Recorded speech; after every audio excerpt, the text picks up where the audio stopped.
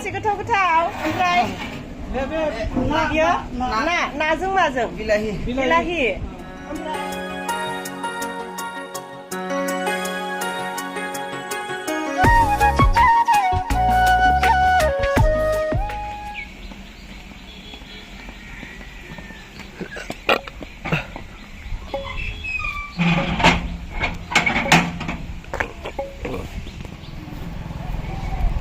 हाय लोगोफोर खुलुमबाय गिबियावनो लोगोसे आंनि दोनस्रि फुंखा इउटुब चेनेलाव नोंथांमोन बयखौबो बरायनानै लाग्रोनाय जाबाय। ओमफ्राय दिनै मोनसे गोदान भिडिअ लानानै फैलायबाय। दायो आङो बरसलायावहाय थांनो नागिरदों माबानि माबा सानजा उदालगुरिनि बैसागु प्रग्राम दङ आरो दिनै ओमफ्राय गाबोन। ओमफ्रायथ' आगोलावलाय जोङो थांनानैनो थाहैखानाय जायोमोन, ओमफ्राय एबार थांनानै थाहैला, थांनानै फैफिनगोन आरो। ओमफ्राय दा दिनै मा प्रग्राम दंथाय मिन्थिया, जिखिजाया थांनोसै। ओमफ्राय आं थांनायजोंनो लोगोसे नोंथांमोननोबो एसे भिडिअ बानायनानै देखायलांनो नागिरदों। जायफोरा आं भिडिअ नायनो मोजां मोनो नोंथांमोना जोबजासिम नायलांबानो जाबाय। ओमफ्राय नै ब्लाउसआ आं सुनाया दाखालि माबायाव मिउजिक भिडिअ बानायनायावहाय गाननो होननानै सुनायमोन, नाथायबा बेखौ गाननाय जायासै। ओमफ्राय दिनैसो फार्स्ट टाइम गानदों आरोना, बिनिखायनो एसे खोन्थानाय जाबाय। सोरबा सोंहरदोंमोनबो साफा सानै, आब' नों माबा ब्लाउस गाननाया नों सुनाय नामा होननानै। अबेसे नोंगौ, एबारनि मिउजिक भिडिअआवहाय आं सुनायखौनो बांसिन गानदों होननानै बुंजायो आरोना। ओमफ्राय जोङो दायो थांबाय थानोसै मुथुजों आंजों। रौतायावहाय सासे लोगो दंबावो, बेखौबो लानानै थांफानोसै। रौतायाव साथाम लोगो दंनो, ओमफ्राय लानानै थांफानोसै आरो। जासमिन आरोना बिसोरो। ओमफ्रायथ' जोंनि बर' बाजारनिया मोनहैजोब्बायदां, दहायनो थांदोंमोन। थुदो अनजि थुदो आं थाबलांथ'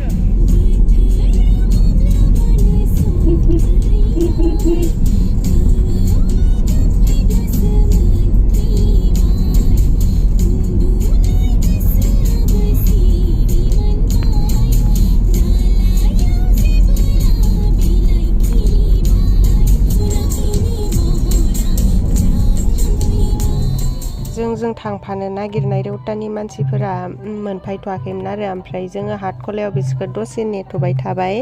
ओमफ्राय आङो नेथ'बाय थानाय समावनो ससे रिल्स भिडिअ बानायनो होननानै बानायदोंमोन आरो।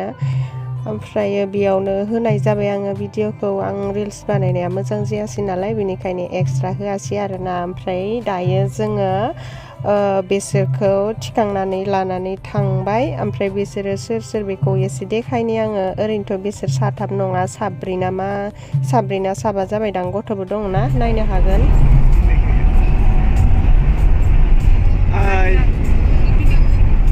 माखौबा बुंनो मा बुं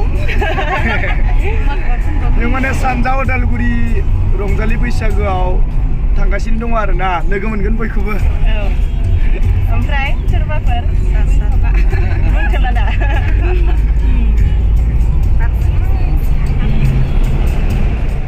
ओमफ्राय नै बिसोरो रौता आनसलिकनि आरो। बेयावहाय गासै मोनद' आनसलिकजों लगायनानै जायो नालाय, बोसोरे जाखायो जानायालाय। ओमफ्राय जायगाया चेन्ज जाबाय थायो आरो। बे मोनद' आनसलिकआनो जाहैबाय रौता, बरसला, नलबारि, ओमफ्राय माजबाद, बर' बाजार, ओमफ्राय मोनसेया मामोनथाय बावगारलायबायसो आङो। जिखिजाया 6थाजों जायो आरो। ओमफ्राय नै बिसोरबो थांगासिनो। रौतानिया एसे भिडिअ लालांबाय आङो। ओमफ्राय आं भइस कभार होनाय समावहाय बागुरुम्बा मेथाइ खननाय खोनाबाय थादों नामाथाय। आङो माने बे प्रग्रामावनो दासिमबो दङ आरो। दाथ' हरानो जाबाय, हरनि 10:10 जागासिनो आरोना दायो आं भिडिअ इडिट खालामबाय थानाय समावहाय। ओमफ्राय आङो गारि सिङाव हारसिंनो थाना इडिट खालामबाय थादों। ओमफ्राय मुथुमोना नायगासिनो प्रग्रामखौ, अब्लाबो गारि सिङाव थाबाबोथ' खोनाखायो नालाय। ओमफ्राय खोनागासिनो आरोना। नोंथांमोना साननो हागौदि मा बागुरुम्बा खनबाय थादों होननानै, बेनिखायनो एसे खिथानानै होबाय।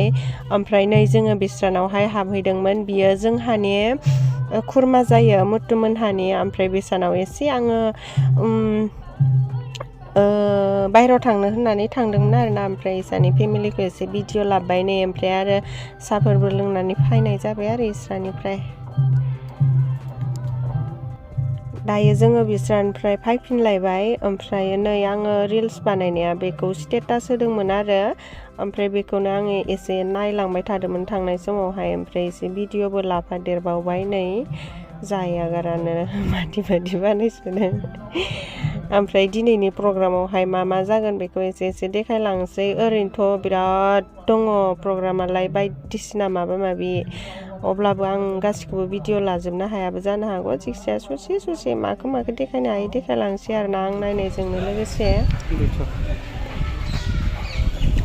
जायगायाव मोनफैबाय जोङो लोगोफोर बरसलायावहाय ओमफ्राय जोंनि बर' बाजारनि टिमफोरा दहायनो मोनफैबाय नालाय ओमफ्राय मोनफैनानै मा स्कुलथाय बियो एलपि ना एमइ स्कुलथाय high school ME school high school ओमफ्राय बे स्कुलाव दङ आरोना ओरैनोथ' स्कुलाव दोनखायो नालाय ओमफ्राय जोंनि बर' बाजारनि माबाफोरखौ एसे लाहैनि मानसिफोरखौ बिसोर रुमावहाय दङ नायहैनि आरो सोर दंफायो नै ओमफ्राय आंना जन्त्र मन्त्रआनो जि मोजां खोलो बारनाय मोजां बारदों बे रुटासो रुटा लागा rota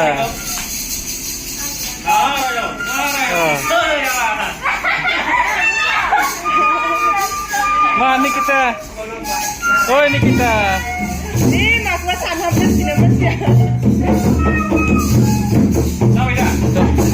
Malaynya habdaya bara Malaynya habdaya bara anda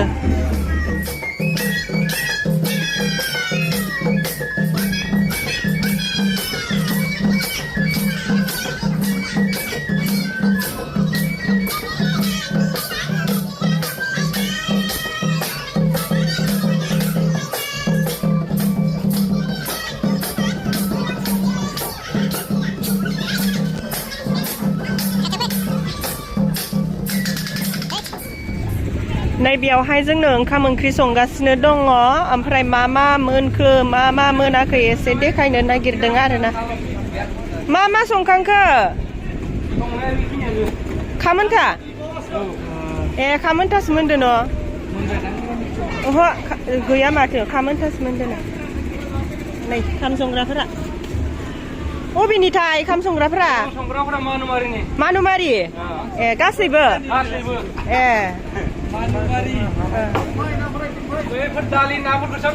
फोरो नुवाखै नों सोर बोखांना होगोन मा दङ लाब्रा मोननाय दे देखाय गोथावखौ देखायनांगोन ना आयो मासे गोथाव मा होदों इयाव बिलाथि आलु मटर ओमफ्राय रङालाव ओमफ्राय गैला दा गोथाव जागोन साइज नुखाथारबाय ओमफ्राय दे बेखौबो बोखांना होदो गोथावखाय उखुन्दैया खाथ्रा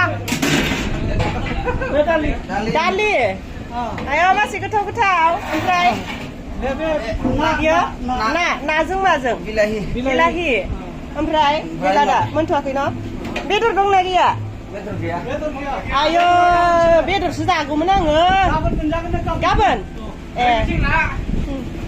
आयु उखुन्दैया खाथ्राथार दे दा जाफायनोसै आरोना ओमफ्राय नै जाग्रा हला बैनो जाग्रा हलखौबो एसे नायनानै गालांखानोसैहाय दा जल्दि जायगा लाफायनांगौ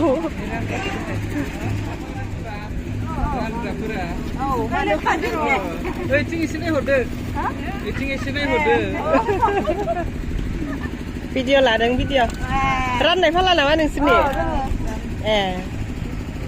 र' हाबना नायनो सिङाव नै दासो जायगा खालामगासिनो आरोना बहायजोबखाङाखै जाग्रा गैथ'आ माने दालाय बहाथो मोनजाखोना दा जाफायगोन आरोना जों बेयावहाय नै निकनिता एक्ट्रेसखौ लोगो मोनदों आङो माबायावहाय बरसलायाव फैनायावहाय ओरैनोथ' लोगो मोनलायलाय थाबाय थायो ओमफ्राय दिनै आरो लोगो मोनबावदों आरोना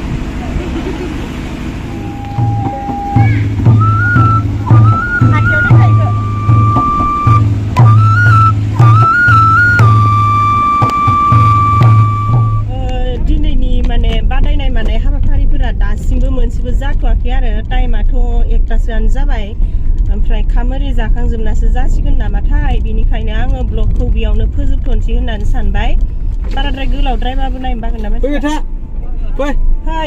फै ओमफ्राय बे ब्लगखौ बेयावनो फोजोबथ'नोसै लोगोफोर दा उनावहाय बिराद बायदिसिना माबा नुगोन नालाय मोसानाय मायाबा बादायनाय मानाय बहा ए थांजानालाय थां ओमफ्राय गोदान ब्लग लागोन होननानै सानबाय आरोना आङो बेखायनो जायफोरा बेखिनि ब्लगखौ जोबजासिम नायनायनि थाखाय गोजोननाय थाबाय आरो नेक्स्टआव गोदान ब्लग लाबोनोसै आसा खालामदों नोंथांमोना गोदान ब्लगखौबो नायनो नेनानै थागोन होननानै न' मुथु दे बिदिब्ला एसेनोसै बाय बाय स्टेजखौबो देखायनो मोनथाङै दा उनावसो देखायसै दे बाय बाय मुथु